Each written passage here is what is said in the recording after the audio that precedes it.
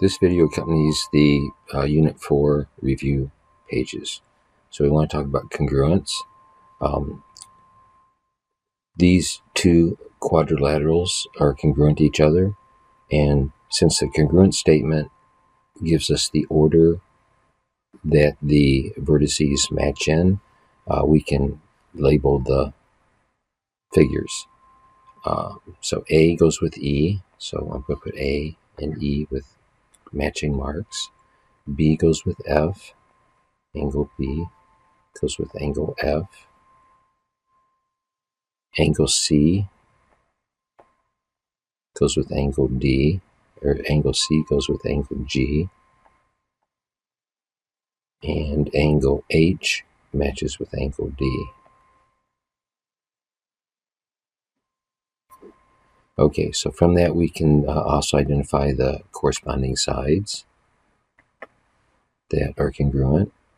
So EH is between the 1 and the odd mark side, so EH and AD go together. AB goes between the 1 and the 2. Between the 1 and the 2, we have EF. BC goes between the 2 and the 3, and we have BC. And then the other side, we use 4. 1, 2, 3, 4. 1, 2, 3, 4. So I use the congruence statement to find the corresponding angles, and then I kind of use those corresponding angles to find the sides. I also could have done this, or we could have done this, like BC goes with FG, BC goes with FG, HA or HE goes with DA, H to E goes with D to A. So I also could have used the congruent statement, and the A goes with the D, the E goes with the H, the F goes with the G goes with the H, the C goes with the D.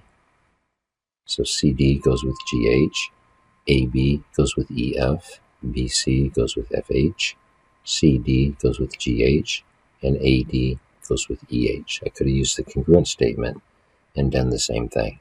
So now we need to label the congruent parts. AB goes with EF. CDAB, if I want to go CDAB, I'm going C to D to A to B. I have to go with G to H to E to F, because we have to have matching orders. If I'm going to do HEFG, H to E to F to G, so starting at H, which matches with D, I'm going D to A to B to C. And EH has one mark on it, that's congruent to AD.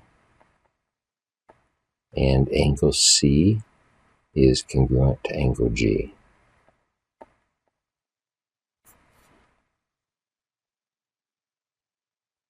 Okay, now CPCTC is not really mentioned in this part.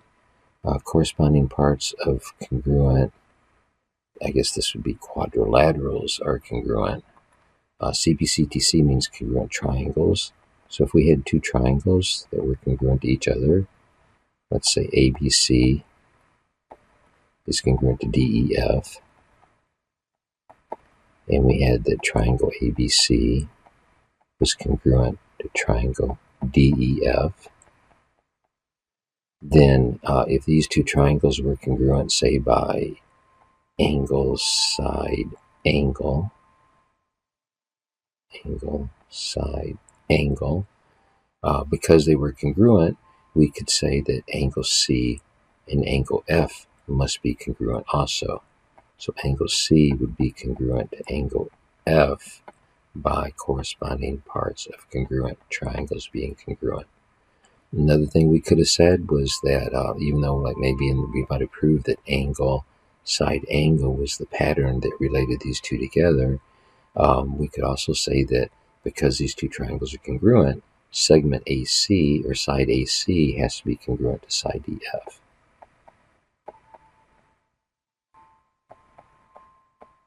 And that would also be because corresponding parts of congruent triangles are congruent. So that's not actually in this review, but something we need to be responsible for. Okay, let's look on.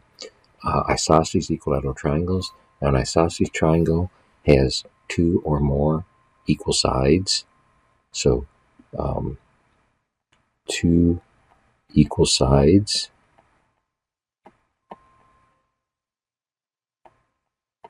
And that gives us two equal angles. The angles opposite those equal sides are equal. An equilateral triangle has three equal sides, so it has three equal angles. And each one of those has to be 60 degrees. So altogether, they have to add up to 180. If you get two equal sides, the angles that are opposite those sides have to be equal. Going the converse way, if you have two equal angles, the sides opposite those equal angles have to be congruent. So looking at this on number 6, this AB side and BC side are equal. That means that angle C has to be equal to angle A, because those are the angles that are opposite those equal sides. So we want to find the measure of C and A. Together, these have to add up to 180 degrees. 60 degrees is used up at angle B. That leaves 120 degrees left. And these two angles are equal to each other. So if I divide 120 by 2, I get 60. Each one of these angles has to be 60 degrees. Let's look at number 7. These two sides are marked as equal to each other. And we've got this angle here. If we look at this isosceles triangle, it's got two equal sides. The opposite angles have to be equal to each other, which means that this angle here also has to be 6x plus 8. Now altogether, these three angles need to add up to 180.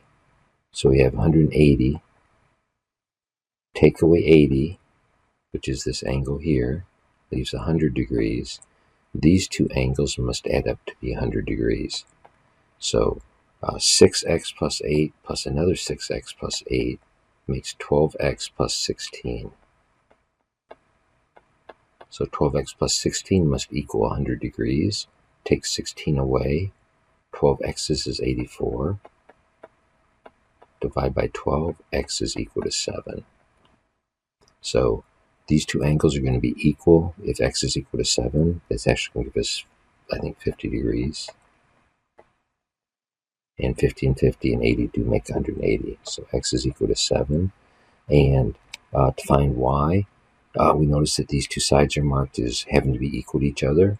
So we want to set 4y minus 2 equal to 2y plus 2.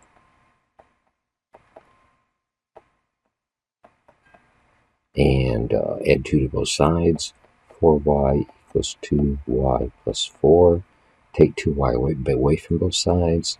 2y's is equal to 2. And 2y's is equal to 4, rather. Divide by 2, y is equal to 2. So y is equal to 2. That means that this side here must be 6, and this side here must also be 6. And we don't know about this side. It's going to be a little bit bigger than 6. Since this angle is a 50 and this is an 80, and side opposite a bigger angle is going to be bigger. We do know that those are 6's. Okay, let's move on. Number 8. Okay, this is an equilateral triangle. Now, in an equilateral triangle, all these angles are 60-degree angles. So we got a pretty easy way of finding out what y is, because 9y plus 6 must equal 60. Take 60 away, take 6 away from 60. 9y is 54. Divide by 9, y is equal to 6.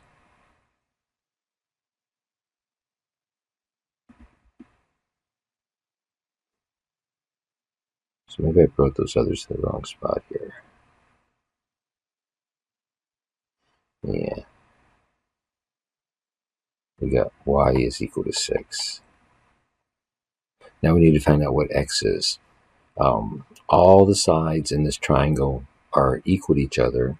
If each one of these angles is equal, the sides opposite each one of those equal angles also has to be equal. So we got those three equal sides. Well, 15 plus 6x must equal 45. So 15 plus 6x has to equal 45. Take 15 away from both sides. We got 6x is equal to 30. Divide by 6, x is equal to 5. So x is equal to 5.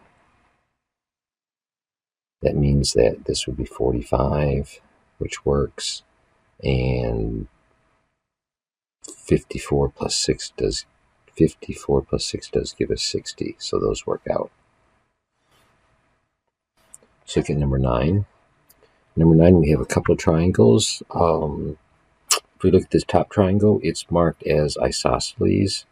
So in an isosceles triangle, the angles opposite those equal sides have to be equal. These two angles must be equal to each other. Angle 3 must be 40 degrees. Got that right off the bat.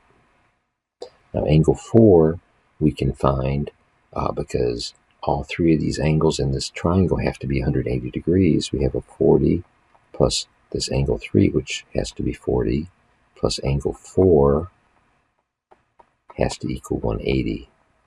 So these add up to 80. 80 plus the measure of angle 4 equals 180. Take 80 away from both sides. Measure of angle 4 equals 100. So this must be 100 degrees. Got that. Okay, let's look in the bottom triangle now. So here we have a 50. Here we have a side marked as equal to this other side. So these opposite angles have to be equal to each other. Let's call these x's for right now. We have 50 plus these two x's has to equal 180 degrees. Take 50 away. 2 x's is 130. Divide by 2, x is 65. So x has to be 65 degrees, which means that angle 1 and angle 2 have to be 65 degrees.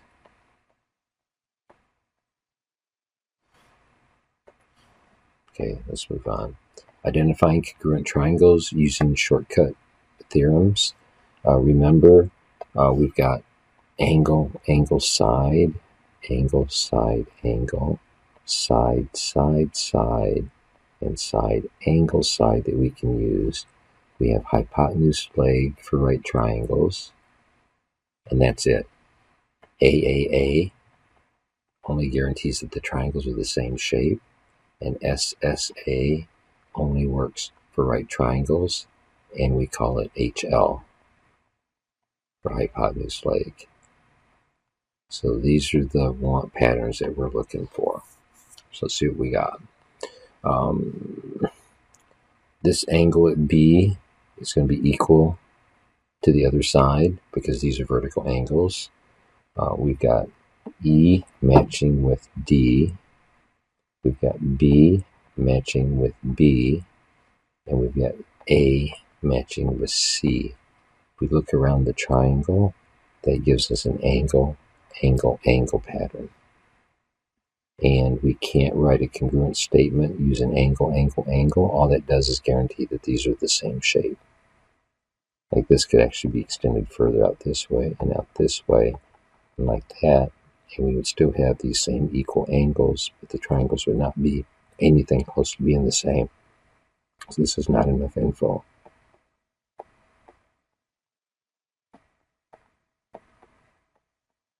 And since there's not enough info, we cannot write a congruent statement. If you write a congruent statement for not being enough information, you're technically wrong. Okay, let's look at number 11. We can see that this AC side is shared between the two triangles. That gives us an S, part of the pattern. These two angles are marked as congruent. So in other words, this AC is an angle bisector, but they're marked as congruent. That gives us an A part of the pattern. And then these two sides here are marked as congruent. That gives us an S part of the pattern. So if we look around the triangle, we've got an SAS pattern. SAS. S. So these two triangles are going to be congruent because of the SAS pattern. And we need to name the congruence correctly. A to B to C matches with A to D to C. So this is the only way we can name the congruence if we're going to name the left-hand one in an A, B, C order. So get number 12. Okay, first note it's a right triangle, so we have to look for hypotenuse leg. And this AD side and BA side represents the hypotenuse. So these two triangles, remember the hypotenuse is the angle that's opposite the right angle. And this AC side is congruent to both triangles because it's shared between them. That's actually one of the legs of these triangles. So we have hypotenuse leg pattern. If we're going to name it CBA, C to B to A, we have to name the other triangle C to D to A. So triangle CBA is congruent to triangle CDA. So get number 13. In this diagram, these triangles overlap each other. So a lot of times it's useful to kind of draw them separately. So I'm going to draw one triangle like this. This is triangle D, G, F. And then the other triangle is like a mirror image going this way. And that is H, G, E. Now, you got to mark your congruences to match. Angle D is marked as congruent to angle E. This segment GH is marked as congruent to segment GF. And that's pretty much what we got there. The other thing that we see here is that this angle G is the same for both triangles. So angle G in this triangle is the same as angle G in the other triangle. So let's look at the pattern that we have. This gives us an angle. This gives us an angle. And this gives us a side. So if we look at the pattern, we've got AAS pattern going this way, and we've got AAS pattern in the other triangle. So these two triangles can be congruent because of angle, side. If we want to name the congruence G to F to D, G to F to D, we have to name the other triangle G to H to E.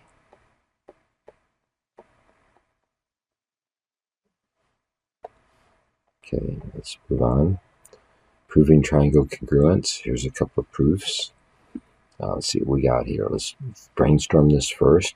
AT bisects LAS. So if AT bisects, we know that those two angles are going to be congruent to each other. That gives us an A.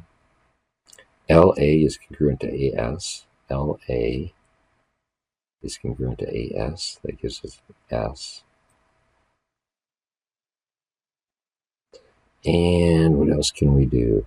In looking at this, we can see that this AT side is shared between both triangles. That's going to give us another S. So this is going to be an SAS pattern. That's going to prove these two triangles congruent. So we can see it's going to be an SAS pattern. Now we just have to get the right steps in the right place.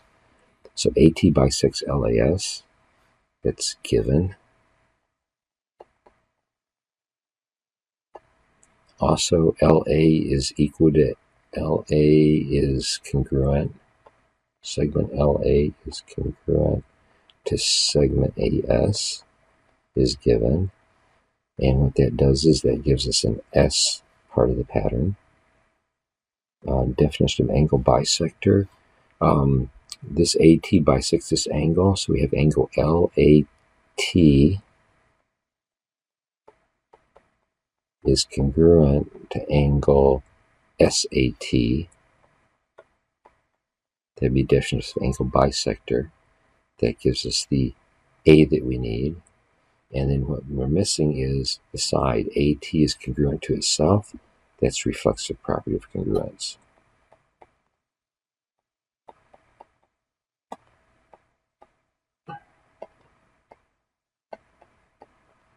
And that gives us the SAS pattern, and the two triangles are congruent by SAS.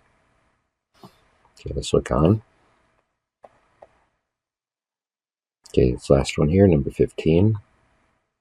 Let's see what they're giving us. So I is the midpoint of PN. So here's PN. If I is the midpoint, it must be that this angle PI is congruent to IN. So that's going to be an S. PA is parallel to NT. So if these two are parallel, if we go this way, we're going to have a pair of alternate interior angles that are congruent. And if we go this way, we're going to have a pair of alternate interior angles that are congruent. So right now we've got two sides. Also, I see that there are vertical angles here that would give us angles that are congruent. So with the vertical angle, we would have angle, side, angle. Going this way, we would have angle, angle, side. What else could we do? That's really all we can do with the ones that only have one S in them. So let's see how they did it here. They're using angle, side, angle. Angle, side, angle. So they must be using the vertical angle and one of the alternate interior angles. So let's see what we got. So I is the midpoint of PN.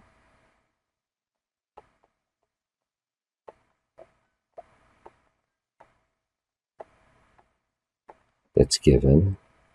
And then from definition of midpoint, we have that PI is equal to IN.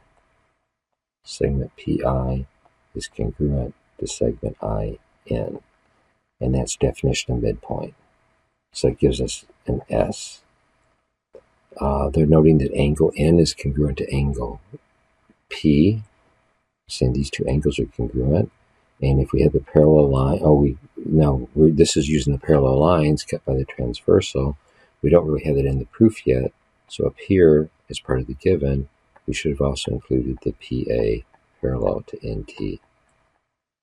So now with the parallel lines cut by the transversal, these are alternate interior angles.